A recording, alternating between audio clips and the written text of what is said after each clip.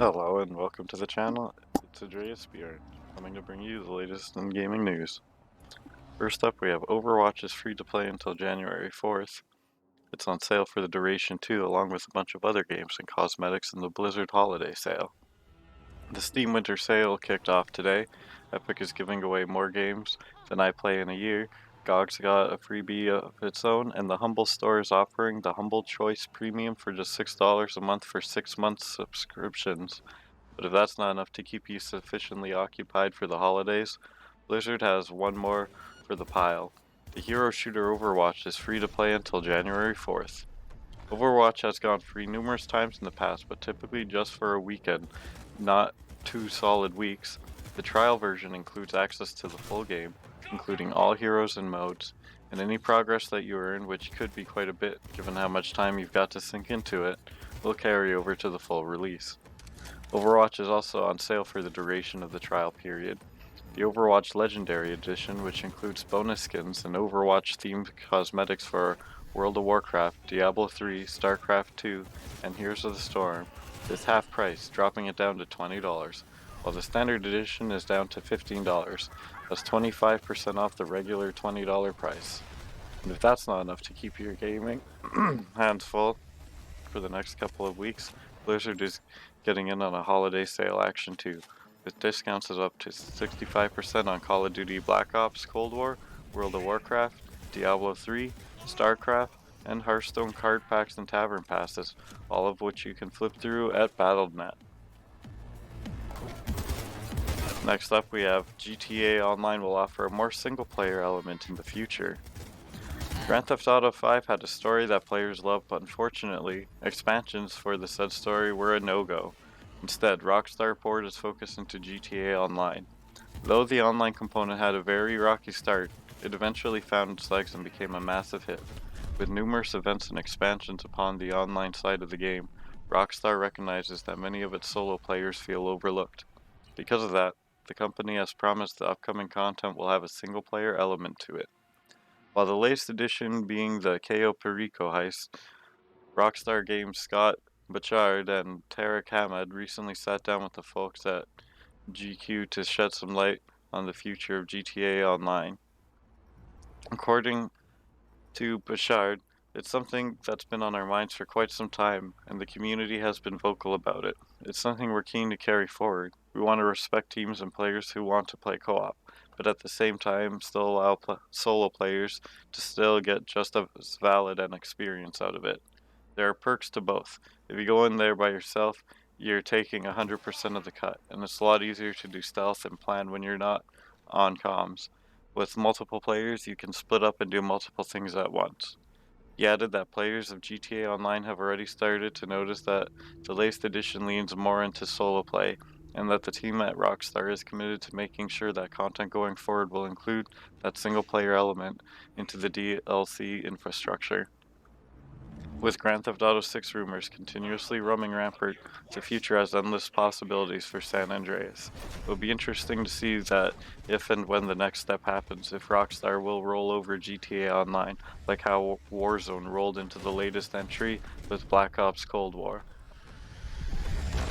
Next up, we have Silent Hill and Gravity Rush creators' new project will be a horror action adventure game aiming for 2023.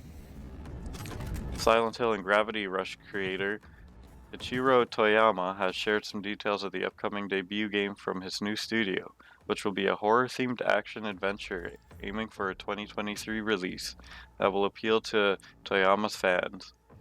Toyama Boca Game Studios was founded on August 13th and announced publicly in December.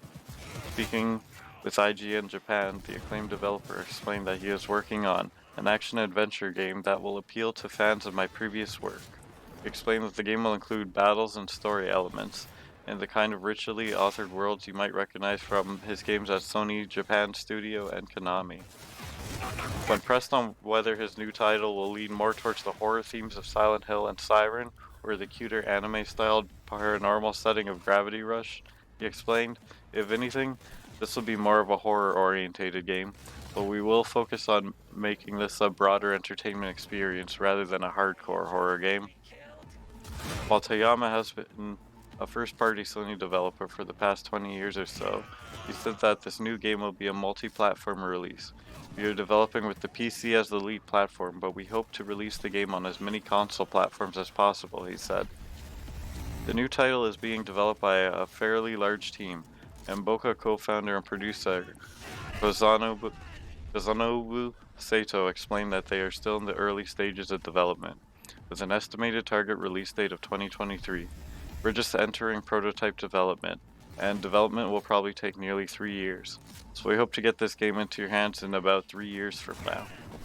Regarding the studio's foundation, Toyama explained that a combination of remote work during the COVID-19 pandemic and turning 50 promoted him to think about his future and to answer the beckoning call of independence. He turned to longtime collaborators Sato, producer on the Siren series and The Last Guardian, and Junya Okura, lead designer on the Siren and Gravity Rush series, whom Toyama credits with giving shape to his gameplay ideas. The three Japan studio colleagues set up Boca Game Studio together, with Toyama as creator, Sato as producer, and Okura as game director. They initially considered creating smaller mobile games, but eventually building up a team of mostly veterans to increase the scale of their ambitions.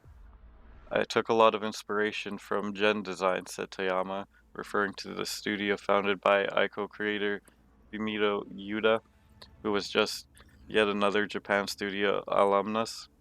Yuda told me so much about his experience that inspired me to follow suit. While Boca's first game may be a way off, Sato and business development manager Yohei Hart, also ex-Japan studio, promised that the studio's newly launched Twitter account and Facebook account will show peeks behind the curtain as the team progresses with development. When you work at a major studio like Japan Studio, there's a limit to what you can share publicly. So now that we are free from those restraints, we'd like to take the opportunity to share as much as we can, so that the audience can see how the game comes together over time, explained Sato. We hope it might help people to not forget about us. And next up we have Halo Infinite's developer again denies it's canceling the Xbox One version.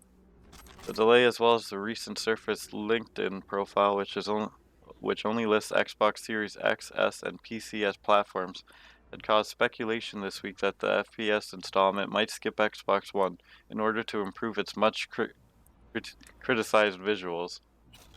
However, 343 community manager John Junsia quickly denied the rumor. Replying to a fan on Twitter, he wrote, "Nope, please let me enjoy the holidays." Last week, the Xbox studio provided an update on Halo Infinite's development, confirming that it would improve the game's visuals and that it would not release until fall/autumn 2021. A spokesperson for 343 Industries previously denied it was considering dropping the Xbox One version of the game.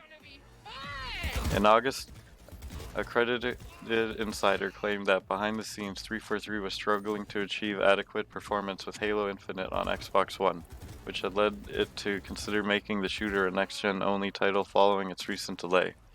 Following the claims that Infinite could drop Xbox One support, many fans reacted positively to the suggestion.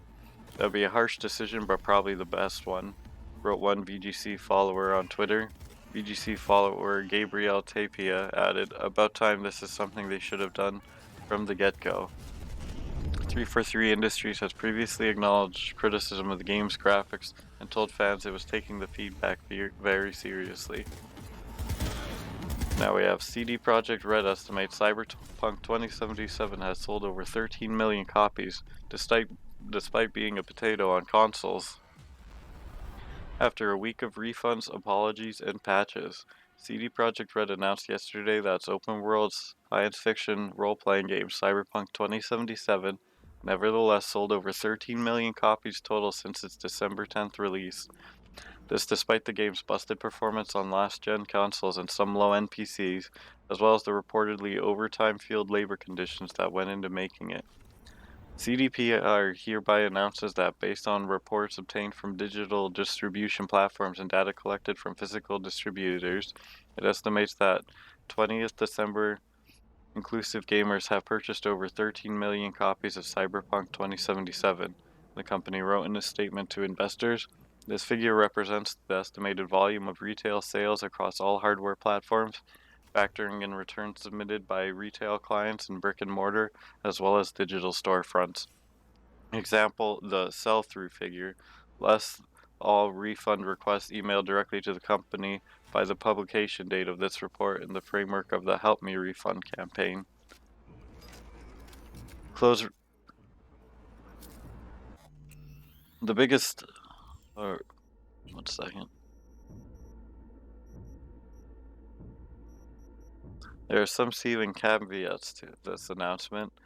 The biggest being the 13 million number appears to be an estimate rather than based strictly on actual existing sales data. The statement also says it represents total sales minus all refunds requested, but it's not clear if that reflects the bulk of all refunds or simply the ones retailers have had time to report so far. CDPR did not immediately respond to a request for comment to clarifying its remarks. CDPR first apologized for the state of the game on December 14th, suggesting anyone who was disappointed in Cyberpunk 2077 played could get a refund. This proved difficult, however, since Sony and Microsoft's digital storefronts don't necessarily allow refunds on games that have already been played. By December 17th, Sony had pulled the game from its PlayStation Store altogether, guaranteeing refunds across the board. This no questions asked refund option quickly expanded to Microsoft's platform as well, followed by CDPR itself and even retailers like Best Buy. Earlier this week, Kotaku reported that even GameStop stores were being told to refund Cyberpunk 2077 customers even if they'd already opened and played the game. In that context, 13 million doesn't sound bad at all for a game whose rollout the New York Times recently called one of the most visible disasters in the history of video games. Just prior to the game's release, CDPR announced it had been pre-ordered over 8 million times, and on December 11th reported that pre-orders alone had already allowed it to break even on the game's development and marketing costs. 5 million more in sales since launch for the game, whose litany of glitches have gone viral, and whose console version currently has below a 60 on Metacritic, is more than most games will ever sell. By comparison, it took Star Wars Jedi Fallen Order several months to reach the 10 million copies sold. And that's all the news we have for today. Thanks a ton for tuning in. Stay safe and keep on gaming out there. Hope to see you next time. And if you liked the video, please leave a like and comment. This is Adrius Bjorn signing off. Bye for now.